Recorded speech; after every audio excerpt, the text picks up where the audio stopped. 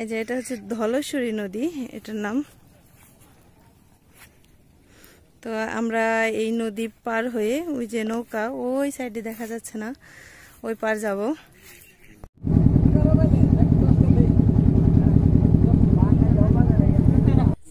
এই যে সামনে যে কাকিটারে দেখতেছেন, তো ওনার কোনো ঘর ছিল না, অন্য বাসায় থাকতো। তো আমরা সবাই মিলে তারা একটা ঘর দিয়ে দিচ্ছি। তাই এখানে অনেকে কাজ করতেছে, তাদের জন্য যে বাজার করতেছি, খাবার দাবারের ব্যবস্থা করব। ধরেন টাকাটা রাখেন। কাঁচামরিচ কত? এত কেন? কি করব কি? রেডি দিয়ে দিই। রেডি সাইড দিয়ে দিই। রেডি সাইড দিয়ে দিই। কত আছে? হ্যাঁ এই ওইমে নাই।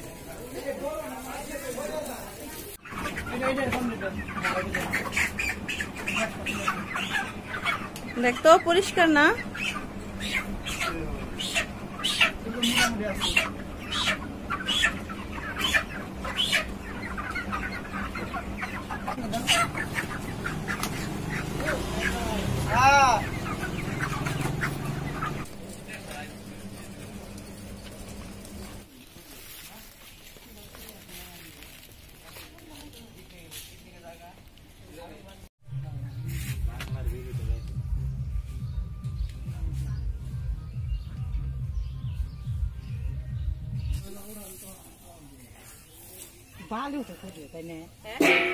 তো আমার রান্না সব কিছু রেডি হয়ে গেছে।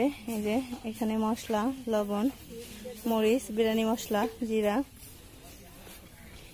এইদিকে হচ্ছে পেঁয়াজ কুচি, আলু, মাংস, আর এখানে হচ্ছে কাঁচা মরিচ, আদা, আর এখানে হচ্ছে টক দই।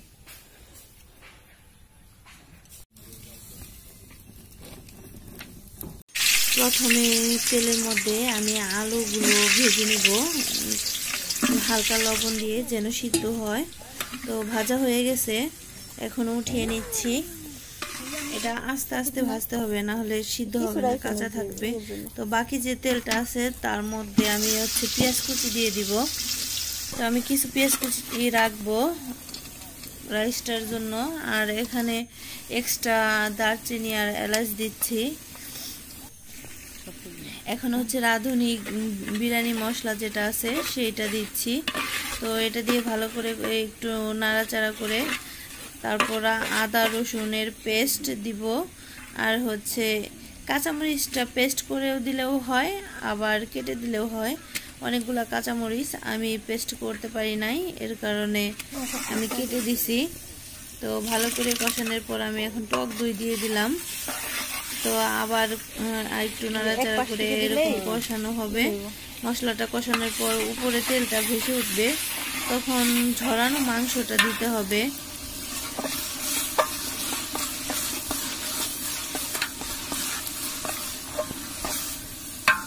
দিয়ে আস্তে আস্তে কষাতে হবে। আর যদি এক্সট্রা পানি লাগে তাহলে পানি দিতে হবে।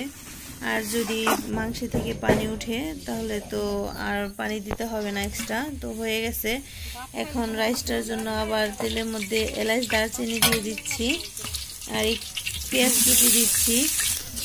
এটা ব্রাউন কালার হলে মানে যতটুকু চাল দিব তার দ্বিগুণ পানিটা দিয়ে দিচ্ছি। ফোটার পর চালটা ঝরিয়ে রাখা হয়েছিল ওয়াশ করে, তো সেটা দিয়ে দিচ্ছি।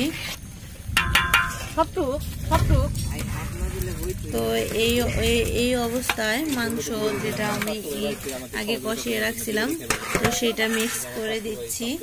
তো ভালো করে মিক্স করতে হবে, না হলে এক জায়গায় মিশবে আর এক জায়গায় মিশবে না। এক জায়গায় মশলা হয়েছে আরেক জায়গায় হয় নাই। এই অবস্থায় আলু দিতে হবে, মানে যখন মাংসটা দিব তখনই আলুটা দিতে হবে। তো এভাবে ভালো করে মিক্স করার পর কিছুক্ষণের জন্য ঘুমিয়ে রাখতে হবে, মানে ঢাকনা দিয়ে ঢেকে রেখে দিতে হবে।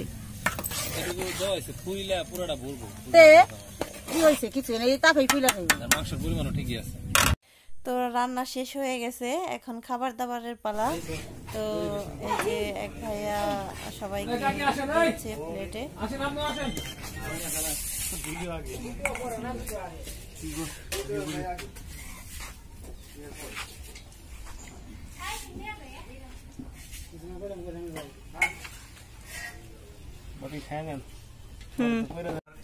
মানে শাদি করি নাই তো শাদির জন্য তার দাও হ্যাঁ জানি আমার শাদির সময় হ্যাঁ জানি পাক করে তাহলে এর উপর কোনো কমপ্লিমেন্ট হয় না